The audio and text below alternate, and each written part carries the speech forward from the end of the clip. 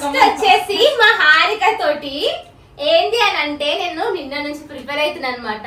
అయ్యో అని ఒక చిన్న పిల్ల ఏడుస్తుంది కదా, మేము వైరల్ అయింది కదా.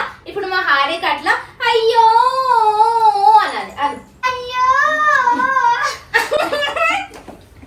ఏమైంది హారిక? అయ్యో మళ్ళీ ఒకసారి లోపల ఏదో ట్రబుల్ అయింది. అయ్యో అమ్మా ఆ పాప ఎంత క్యూట్ గా బుడదలా పడదొరలాట అయ్యో అంట బర్రె మగంది.